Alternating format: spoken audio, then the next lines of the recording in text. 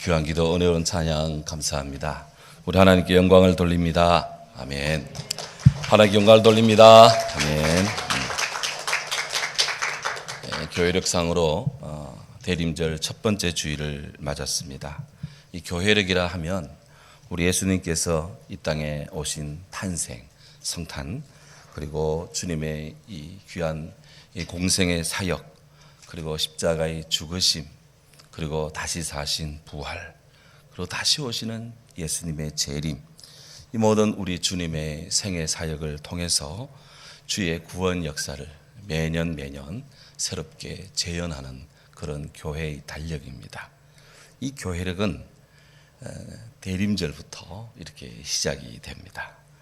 역사적으로 이 대림절을 지키게 된 것은 초대교회 BC AD 4세기경에 예수님의 성탄을 축하하고 또 주님의 오심을 준비하는 그런 신앙의 시간대로 대림절을 가졌습니다.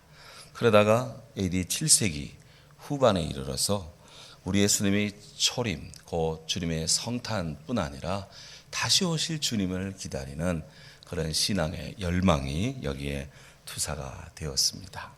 그때부터 교회 성도들은 이 대림절을 통해서 이 땅에 오신 우리 예수님, 그리고 다시 오실 우리 예수님, 처음 오신 우리 성탄의 주님, 그리고 다시 오실 재림의 주님, 이 주님을 기다리는 그 신앙의 시간으로 이 대림절을 지킵니다.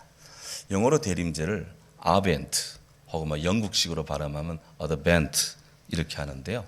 이 말이 라틴어 오다라는 뜻을 가진 아드벤투스라는 말에서 유래가 되었습니다. 이 오다라는 아드벤투스라는 말은 로마 황제와 연관이 있어요. 새로운 로마 황제가 이제 즉위를 하면 그 로마 황제가 제국 내 여러 도시들을 이제 순찰을 하는데 바로 그 어느 마을에 어느 도시에 황제가 들어가면 바로 황제의 방문, 그분의 방문이라 해서 아드벤투스 이렇게 이야기를 합니다. 그런데 시절이 바뀌어서 로마의 기독교가 로마의 국교가 되었습니다. 그렇게 되자 사람들은 진정으로 우리를 통치하는 역사의 주관자는 우리 예수님이다. 그래서 예수님의 이 땅에 오신 성탄, 그 주님의 성탄을 기다리는 그 기간을 아드벤투스, 황제가 오시는 것 같이 진정한 구주가 오신다. 그래서 세상의 구주, 세상의 왕이신 우리 주님이 오신다 해서 이 아드벤투스를 바로 우리 성탄의 대림절 의미로 그렇게 치환을 했습니다.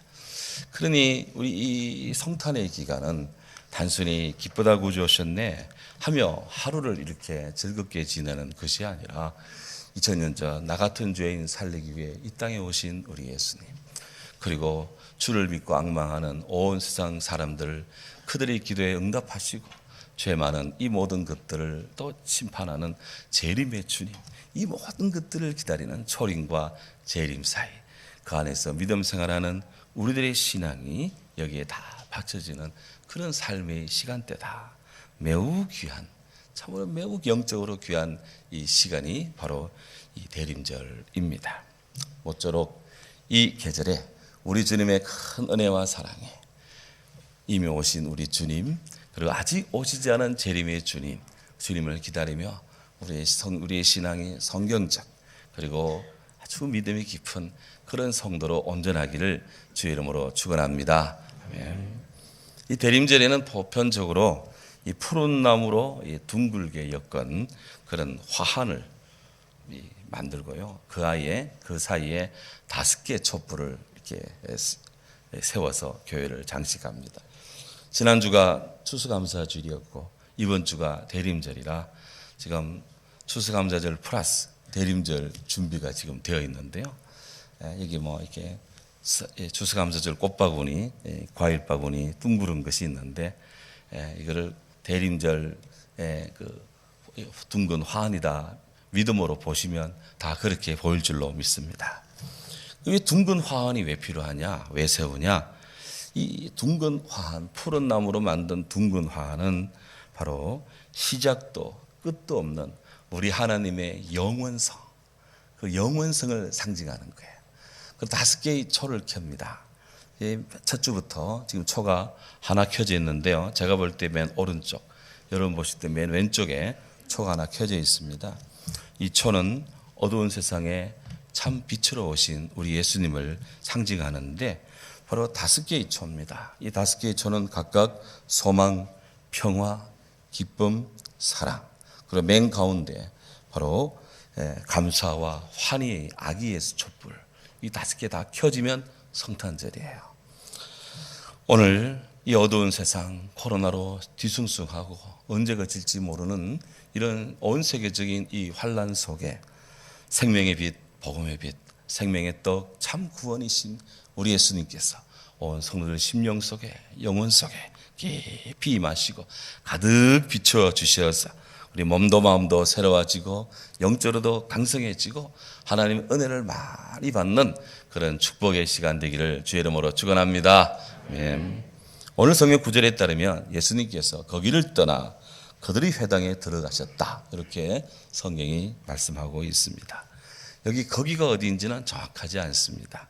하지만 그 앞에 마태복음 12장 8절에 인자는 안식일의 주인이다 라고 말씀하신 그 장소를 떠나서 그들의 회당으로 우리 주님이 옮기셨다, 그렇게 이해가 됩니다.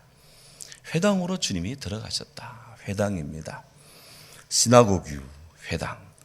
이 회당은 바벨론, 이스라엘 백성들이 바벨론의 포로가 되어 70년 그런 압제 생활을 했을 때 생겨난 역사적인 그런 유산입니다. 예루살렘 성전이 바벨론에 의해서 파괴되었습니다. 더 이상 예루살렘 성전에서 이스라엘 백성들이 모세율법대로 동물 희생 예배를 드릴 수가 없었습니다. 그래서 그 대안으로 그들이 세운 집회소가 바로 회당입니다.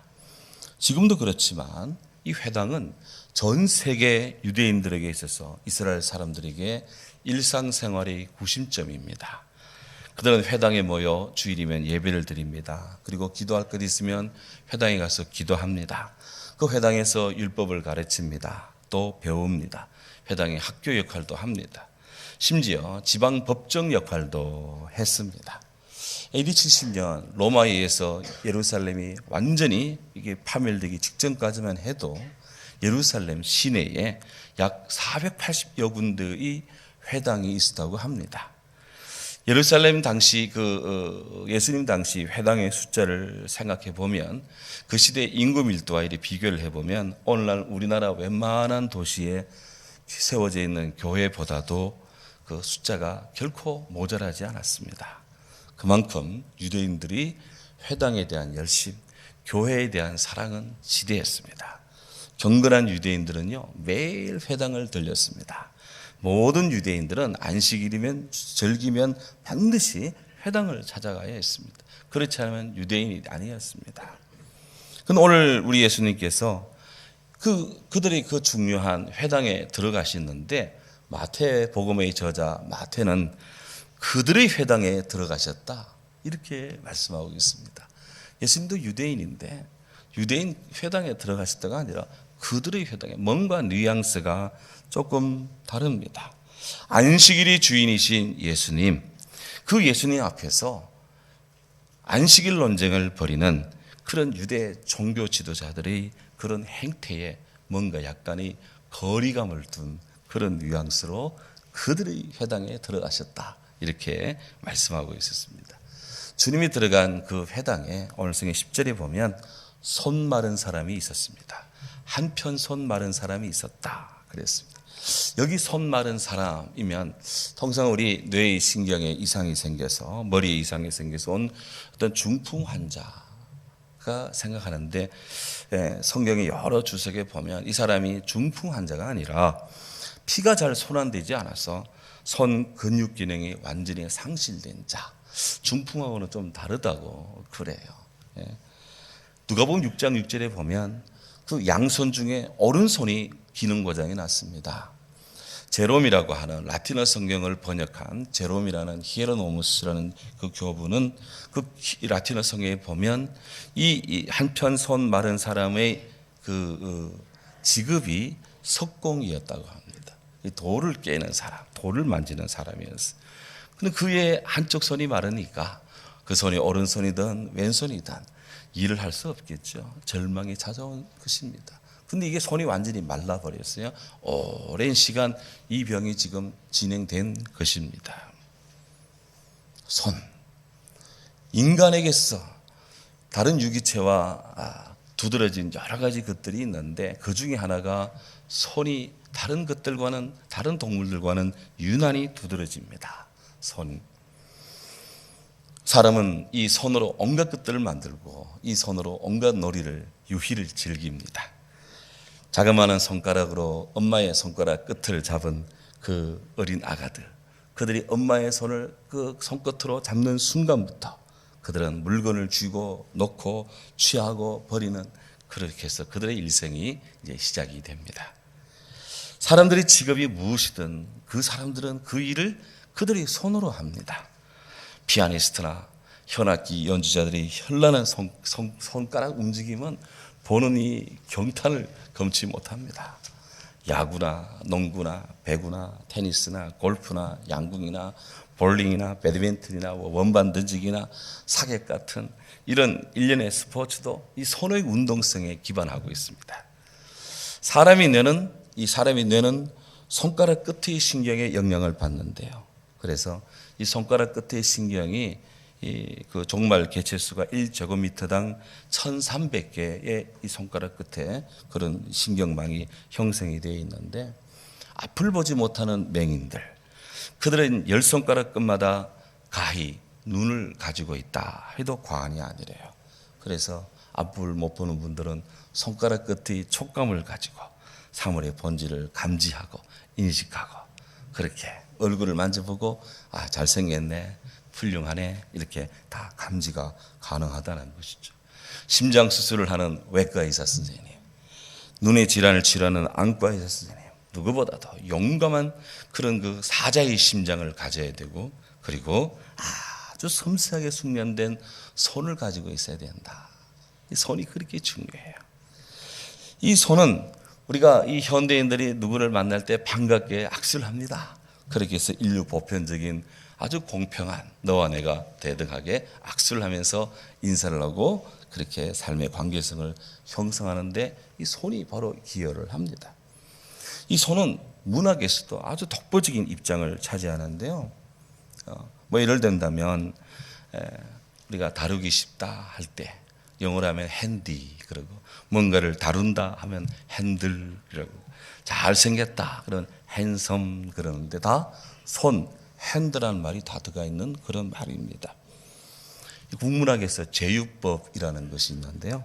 이 제유법, 어떤 일부분의 것으로 전체를 드러내고 혹은 특정 대상으로 일반화시키는 그런 문학적 기법인데, 여기도 일련의 손이라는 것이 또 동원이 됩니다. 이를테면 저는 가판에 집합, 해군들의 아주 그 열렬한 군기가 잘 잡혀 있는 그런 해군의 유형을 드릴 때 영화 같은 거 보면 저는 가판에 집합 하면은 여기 사람이 쫙 가판에 일렬이 쫙 신속하게 모입니다.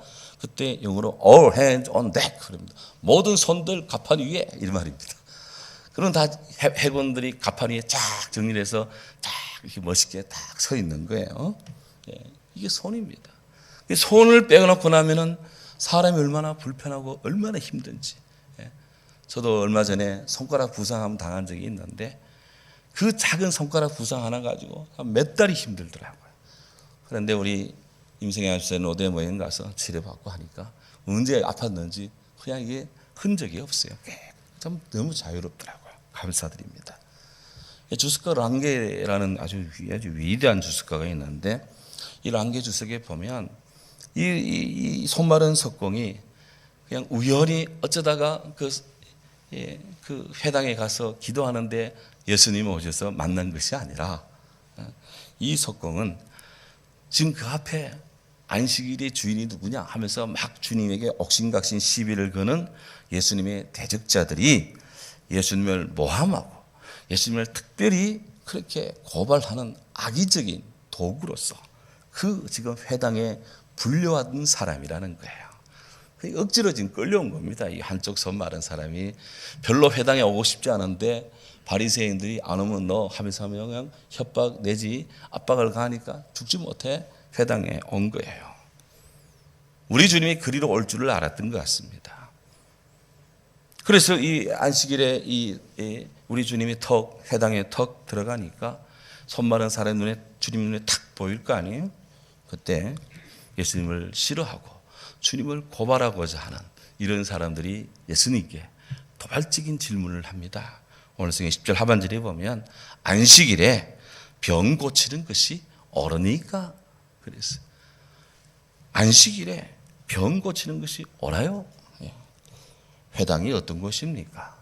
율법 말씀을 듣고 성경을 연구하고 하나님께 기도드리는 영적인 센터입니다. 영혼의 보금자리입니다. 영혼의 안식처입니다. 주님과 깊은 관계를 맺는 것이고 성도와의 사귐이 있는 곳입니다. 그런데 그런 거룩한 장소에서 예수님을 별로 마음에 안 들었는지 우리 주님께 길이요 진리요 생명이신 우리 주님을 죄인 취급하면서 안식일에 병 고치는 게 옳은 것이요? 이렇게 지금 묻고 도전합니다. 예수님의 말에 따라 그들의 행동이 달라질 겁니다. 바리새인들은 특히 이 바리새인들은 그것이 자비로운 일이냐? 안식일에 병든 사람 고치는 것이 자비로운 것입니까? 이 문제를 따지는 것이 아니라 이것이 합법적인 것입니까? lawful, 합법적이냐? 이렇게 지금 주님께 합법성, 법적인 문제를 시비 걸고 있습니다. 전통적으로 유대인들은 안식일에 대한 사랑은 유별나죠. 그런데 유대인들은 안식일에 사람이 죽을 지경이 되었다. 병이 갑자기 돌발하고 갑자기 감기 몸살이 왔다라고 했을 때 의사 선생님이 과연 안식일에 환자를 어떻게 치료할 것인가? 인류 보편적으로 안식일에 사람이 죽을 것 같으면 의사는 당연히 환자를 치료해야 된다. 그런데 이 조건이 있어요. 목숨이 위태롭다고 여겨질 때 의사는 치료해야 된다. 문제는 목숨이 위태로운 경우가 어느 정도냐라고 하는 거예요. 어떤 사람은 바늘에 찌르러 죽겠다 하는 사람이 있고 그런 것은 아무렇게 느끼지 않는 사람도 있어요. 믿음하는 사람들처럼. 어느 정도냐? 이게 정도의 차이가 굉장히 주관적입니다. 이미 손 마른 사람이었습니다. 바리새인의 눈에 볼 때 저 사람은 이미 손이 말라 있어서 당장 죽을 사람이 아니다. 그런데 우리 예수님의 성격상 그 눈에 아픈 사람, 약한 사람 보이는데 주님이 못 본 척 할 사람이 아니다. 틀림없이. 그러니 저 예수가 저 병든 사람 고치냐 안 고치냐 오늘 날이 주일 아니가 보자 해가지고 예수님을 그냥 안식일법 어기기만 어기라 그냥 해서 유대법으로 고발하고 말리라. 이게 지금 바리새인들의 생각이었습니다. 여러분 같으면 이런 순간에 어떤 답을 어떤 태도를 취할 것입니까? 예수님은 바리새인들의 그 칼 같은 예공에 어떻게 대응했나요? 오늘 성경 11절 12절에 보면 양 한 마리를 예로 듭니다. 너희 중에 어떤 사람이 양 한 마리가 있는데 그 안식일 구덩이에 빠졌으면 그 양을 어떡하냐? 건져내지 않냐? 이렇게 사람이 양보다 얼마나 더 귀하냐? 그러므로 안식일에 선을 행하는 것이 옳으니라. 우리 주님 이렇게 딱 답을 하셨어요. 저는 여기서 우리 예수님이 유대인들의 그 탈무드, 지혜의 보고라고 하는 탈무드에 나오는 율법 규정을 잘 알고 있다고 생각을 합니다. 그 안식일에 우리 우리만의 주일에 양 한 마리가 구덩텅이에 빠졌습니다. 그거 어떻게 될 것인가? 그거 어떻게 할 것이냐? 그 대처법, 처치법이 탈무드에 나와요. 제가 보니까요, 탈무드에 짐승이 빠졌습니다. 얘가 못 나와요. 자기 발로 못 나옵니다. 그러면 딱 봅니다. 여기서 그냥 밖으로 나오지는 못하지만 생명에는 이상 없다 싶으면은 탈무드는 먹을 걸 주라. 그리고 주일이 딱 지나가면 건져내라. 이렇게 나와요. 그런데 이 구렁텅이에 빠졌는데 생명이 견고하게 달린 것 같다 싶으면 얼른 건져내라. 이렇게 되어 있어요. 우리를 보면 뭐 당연한 이야기인데 유대인들은 그런 것까지 막 분석하고 막 그냥 대책 대안을 내놓는 사람들입니다. 대단한 사람들이에요. 일반인과 상상이 안 되는 일입니다. 아마도 예수님은 그 규정을 잘 알고 있었던 것 같아요. 그래서 만일 안식일에 동물들을 끄집어내는 그 동물에게는 절대적인 선한 행위를 했다면 하물며 하나님의 형상을 지닌 사람을 안식일을 해서 폐기 처분하면 되겠냐? 건져내야지, 살려내야지, 아픈 사람 고쳐야지. 우리 주님 그렇게 말씀했습니다. 그것은 당연한 처사다. 그것은 당연한 일이다. 주님 그렇게 말합니다. 안식일에 선을 행하는 것이 옳으니라. This, therefore, it is lawful. 그것이 합법적이다. 이렇게 말씀합니다. 우리 주님은 안식일이 되어 동물이 죽든 말든 사람이 아프든 말든 예수님 그냥 올가매겠다는 그런 바리새인들의 그런 교조주의, 그런 흉악한 마음을 우리 주님은 쫓아냅니다. 거기에 종속되지 않습니다. 사람들의 얄팍한 그런 정치술수에 우리 주님 해당하지 않습니다. 율법의 핵심이 뭐냐? 율법이 뭐냐? 율법의 중심이 뭐냐? 하나님을 사랑하고 이웃을 사랑하는 겁니다. 그래, 너도 가서 그렇게 행하라. 율법의 중심이 선을 행하는 사랑에 있다는 겁니다. 마태복음 12장 이 손 마른 자의 이 정황에서 예수님이 강조한 선, 지금 그 한쪽 손 마른 사람을 낫게 하고 치료해 주는 것, 돌봐주는 것, 그것이 선이라는 거예요. 그 손이 고장났습니다. 일을 못합니다. 그는 석공이었습니다. 망치 잡고 돌을 깨고 징으로 돌을 쪼개고 그렇게 해서 밥 먹고 살아야 되는데 손이 고장나니 일을 할 수 있습니까? 못합니다. 누가 써줍니까? 써주지 않습니다. 돈을 벌 수도 없습니다. 그러니 그 가족들은 굶어야 됩니다. 그런 난국에 봉착한 사람이에요. 예수님이 그를 못 본 척하고 지나가는 것은 인간도 아니다. 그래서 사람이라면 그를 고쳐줘야 된다 하며 주님이 말씀합니다. 너의 손을 내밀으라. 네 손을 내밀라. Stretch out your hand. 네 손을 내밀으라. 그랬습니다.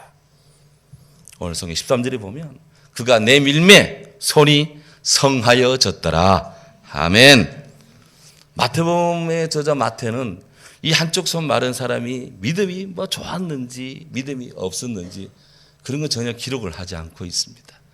이 사람이 손 마른 사람이 석공이 예수님을 잘 알았는지 몰랐는지 알 수가 없습니다. 그런데 주님은 생명부지에 처음 본 그 사람, 그 병든 사람의 손을 보고 당신 손 내미시오 말씀합니다. 그런데 이분은 주님 말에 그대로 순종합니다. 그가 손을 내밀매 손이 나왔더라. 어마어마한 일이 지금 벌어졌습니다. 그야말로 알지도 못하지만 주님이시기에 말씀하니 손을 내민 겁니다. 순종입니다. 말씀에 대한 순종이다. 네, 우리 크리스찬 신앙에 있어서 순종이라는 것은 어마어마한 가치가 있습니다. 성경 제일 마지막 제 요한계시록에 보면 순종하는 자에 대한 어마어마한 그런 정체적인 평가와 특성이 놓여 있습니다.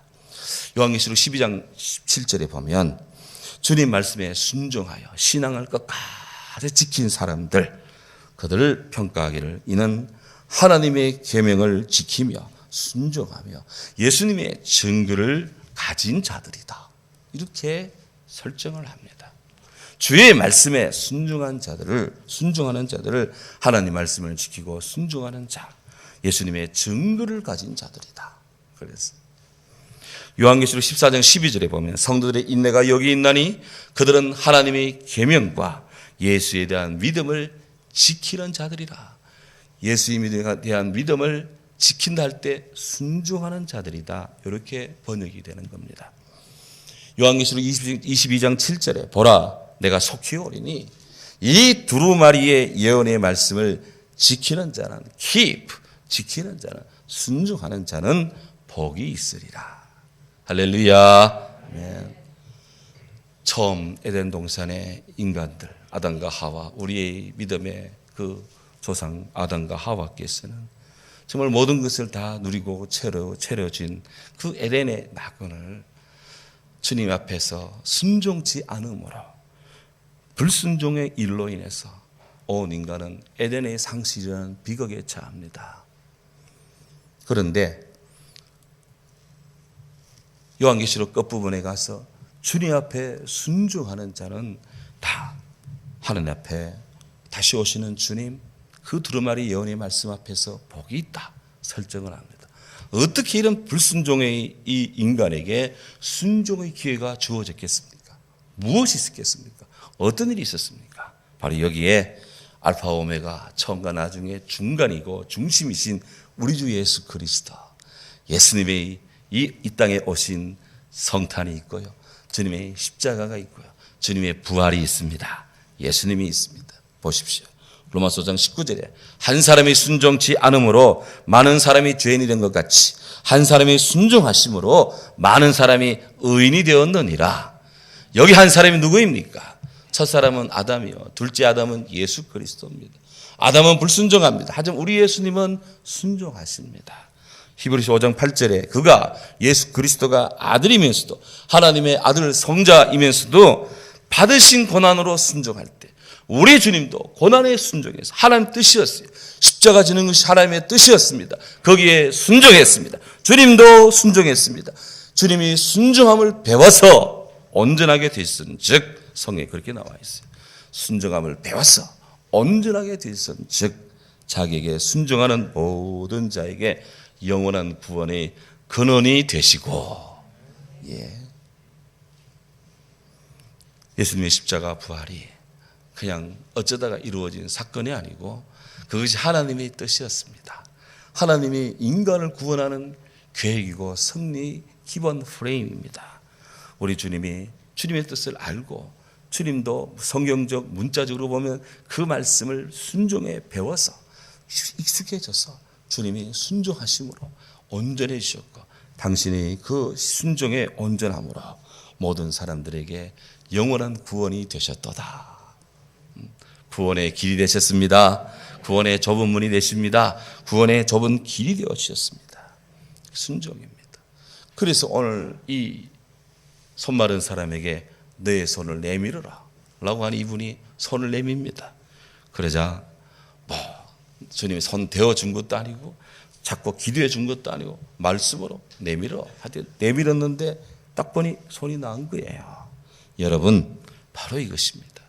사람이 마음으로 믿어 의에 이르고 입으로 시인하여 구원에 이른다 그랬습니다. 믿음은 실천입니다. 믿음은 삶입니다. 그리고 결국 성도가 믿음으로 주님 말씀에 순종하는 것은 우리 예수님 치유하시는 그 일의 선행 조건이 아니라 병행 조건이다 하는 거예요. 병행돼야 돼. 주님 말씀하심에 우리가 순종함으로 따라가야 됩니다. 아멘하여 하나님 앞에 영광을 돌려야 되는 것입니다. 어떻게 하면 예수를 죽일까 하는 바리새인들은 막 놀래 자빠졌습니다. 그들은 나가서 막 얼굴이 벌개져서 나가서 어떻게 하면 예수 죽이지? 그냥 얼굴이 벌겋습니다. 전전긍긍합니다. 예수님은 바리새인들의 그 악한 의도를 간파했습니다. 그래서 그곳을 떠나셨습니다. 많은 사람들이 계속 예수님을 따라옵니다. 그 가운데는 환자들도 있었어요. 예수님은 바리새인들이 그렇게 지금 눈뜨고 예수님이 안식일에 일하냐 안 하냐, 치료행위 하나 안 하냐, 타작행위 하나 안 하냐, 그거 지금 눈뜨고 있는데 관계없이 우리 주님이 환자를 치유하십니다. 당신께로 오는 모든 병을 다 고쳐주셨다고 우리 주님 말씀합니다. 왜? 안식일이 주인이시기 때문에, 이날의 주인이시기 때문에, 이날은 주님의 것이기 때문에. 요한복음 13장 1절에 예수님께서 자기 제자들을 사랑하실 때 끝까지 사랑하시니라. 우리 주님은 우리 사랑하는 성도님들을 끝까지 사랑하는 줄로 믿습니다. 죽기로 오는 사람을 버리지 않아요. 다 오라. 오는 사람 안식일이든 뭐든 관계없이 다 고쳐주는 겁니다. 그냥 다 고쳐줬어요. 그런 예수께 간 사람들은 다 나았습니다. 그런데 안식일에 병이 들어 연약한 자들을 고쳐주셔서 하늘의 치유 사역을 돌리고 하나님 나라가 너희들에게 임했다라고 말씀하시는 우리 주님이시지만 그래도 예수님을 싫어하고 예수님 복음의 왕성함에 대해 저항하는 저 바리새인들이 계속해서 세상을 시끄럽게 하고 복음에 대한 이 압박을 가해오는 것이 우리 주님은 신경이 쓰입니다. 그래서 많은 치료받은 사람들에게 자기를 나타내지 말라. 안식일에 우리 주님이 병 고쳐줬다. 이거 너무 소리 지르지 말라고 함구령을 내리고 있습니다. 함구령. 그냥 조용히 받은 은혜를 가지고 조용히 집으로 가세요. 이렇게 주님이 귀한 조치를 내렸습니다. 주님은 아무리 천국 복음 전하는 일이 귀하다 할지라도 불필요한 오해의 소동이 그렇게 일어나는 것을 주님 원치 않았습니다. 예수님은 감당이 되지만 주님 앞에 갓 은혜 받은 초신자들, 연약한 믿음의 성도들에게는 잘 감당하기가 어려운 일이에요. 그래서 주님은 조용히 입 다물고 각자 집으로 가시라.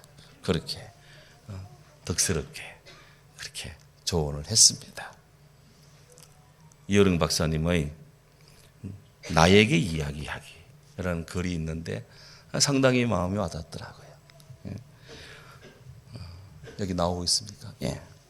너무 슬퍼하지 말라. 삶은 슬픔도 아름다운 기억으로 돌려주므로. 너무 고집 부리지 마라. 사람의 마음과 생각은 늘 변하는 것이므로. 너무 욕심 부리지 마라. 사람이 살아가는데 그다지 많은 것이 필요하지 않으므로. 너무 연연해하지 마라. 죽을 것 같던 사람이 간 그 자리에 또 소중한 사람이 오므로. 너무 미안해하지 마라. 우리 모두는 누구나 실수하는 불완전한 존재이므로. 너무 뒤돌아보지 마라. 지나간 날보다 앞으로 살 날이 더 의미 있으므로. 너무 받으려하지 마라. 살다 보면 주는 것이 받는 것보다 더 기쁨으로. 너무 조급해 가지 마라. 천천히 가도 얼마든지 먼저 도착할 수 있으므로. 이 말씀은 전도서에 빠른 경주자라고 선창하는 것이 아니며, 이 말씀을 묵상하며 우리 연 박사님이 이런 글을 남겼는데, 놀라운 것은 자기를 나타내지 말라라고 이 명하시는 예수님의 이 엄청난 자제령은 이사야 42장 1절에 4절 이사야의 말씀 예언 그대로 성취된 것입니다. 보라, 내가 택한 종, 나의 기뻐하는 바, 내가 사랑하는 자로다. 내가 내 영을 그에게 줄 터이니 그가 그의 심판을 이방에 알게 하리라. 그는 다투지도 않고 들레지도 않고 아무 길에서도 소리를 듣지 않으리라. 우리 주님 조용하다 이거야. 상한 갈대를 꺾지 아니하며 꺼져가는 등불도 끄지 아니하기를 심판하여 이길 때까지 하리니, 또한 이방인들이 그의 이름을 바라리라 함을 이루려 하십니다. 예, 우리 주님 모습이 이거예요.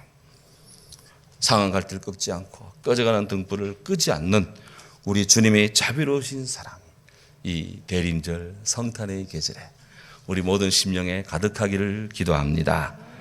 오늘 우리 가운데 몸도 마음도 삶의 모든 영역에 한쪽 손 마른 사람처럼 이렇게 오그라들어 있고 자신감 없고 그렇게 자기를 은폐해야만 되어야 되는, 그러면서도 아무것도 할 수 없는 그런 공고한 움츠러져 있는 영혼, 그런 혹 성도님들 계십니까? 주님 말씀합니다. 내 손을 펴라. 너의 손을 뻗으라. 주의 손을 잡으라. 말씀에 순종하라. 오늘 우리에게 말씀합니다. 우리 주님 말씀의 터치가 사랑하는 온 교우들, 사랑하는 모든 성도들 심령에, 가정의 자녀들에게, 사랑하는 우리 나라에 가득하기를 주의 이름으로 기도합니다. 아멘. 하나님 감사합니다. 오늘 예수님께서 내 손